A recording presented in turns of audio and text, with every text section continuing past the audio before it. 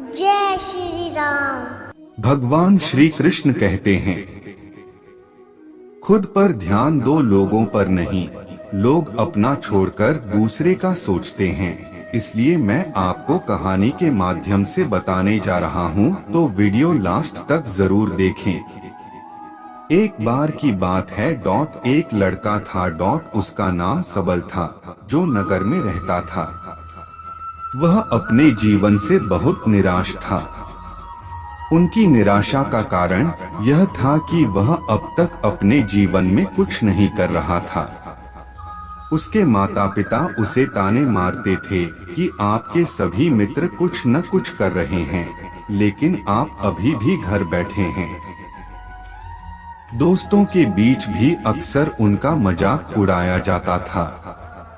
वह कहीं जाता तो लोग उससे पूछते कि आप क्या कर रहे हैं। उसे यह बताने में भी शर्म आ रही थी। वह कुछ नहीं कर रहा था।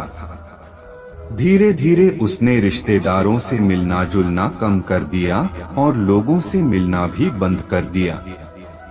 वह ज्यादातर समय घर पर ही रहता है।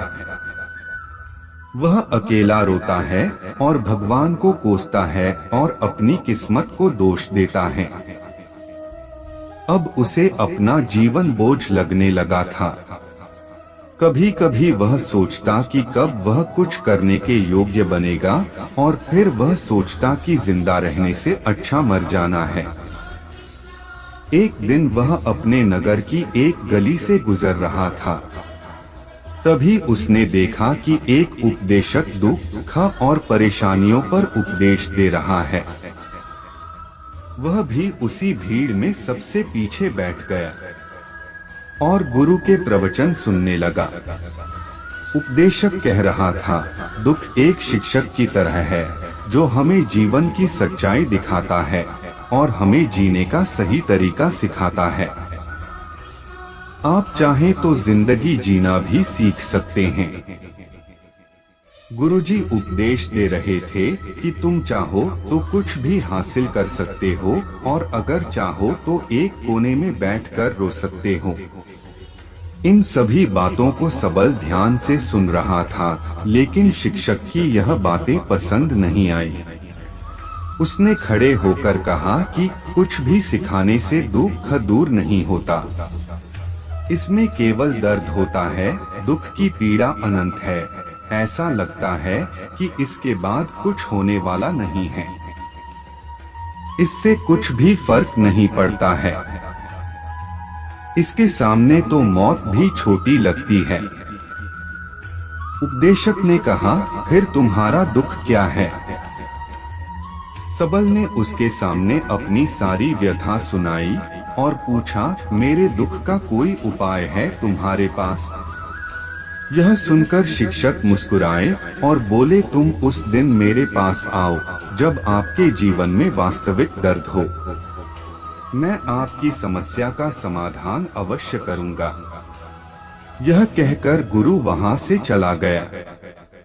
सबल ने सोचा, कहीं मेरा दुख नकली तो नहीं है? क्या मैं जिस दर्द से गुजर रहा हूँ वह नकली है? मेरा दुख कोई नहीं समझ सकता। जब माँ बाप नहीं समझते तो गुरु क्या समझेगा? उनके दुखों से व्यथित होकर सबल ने एक फैसला लिया कि अब वह कुछ करेगा। सबल ने एक छोटा व्यवसाय शुरू किया, पर उसे सफलता नहीं मिल रही थी। लेकिन उसके घर वाले पूछते हैं कि क्या वह कुछ कोशिश कर रहा है। वह अपने व्यवसाय में लगा रहा और धीरे धीरे उन्हें सफलता मिलने लगी। फिर उसने गति पकड़ी और केवल 3 साल के अंदर ही वह एक बड़ा बिजनेसमैन बन गया। अब सबल के आसपास ऐसे कई लोग थे जो उसकी परवाह करता था, जो उससे प्यार करता था। अब उनके परिवार के सदस्य भी उसकी तारीफ करते नहीं थक रहे थे। दिन ब दिन उसके मित्रों की संख्या बढ़ती जा रही थी। अब वह अपनी जिंदगी से बहुत खुश था। उनके कुछ दोस्तों ने उन्हें सलाह दी कि जब आप एक बड़ा बिजनेसमैन बनकर बहुत खुश हैं, तो सोचिए आपको कितनी खुशी होगी अगर आप इस शहर और इस राज्य के सबसे बड़े बिजनेसमैन बन जाते हैं। कितने लोग आपसे जुड़ना चाहेंगे, आपकी कितनी बड़ी ख्याति होगी और स्वयं राजा भी आपसे दोस्ती करना चाहेंगे और जरूरत पड़ने पर ही आपसे पैसे उधार लेंगे। दोस्तों की यह बात सबल के मन में घर कर गई। अब वह और पैसे कमाने की कोशिश करने लगा, लेकिन उसे यह सब बहुत ही जल्दी चाहिए था। वह समय बर्बाद नहीं करना चाहता था। उनका अधिकांश समय इन चीजों को प्राप्त करने में गलाने लगा।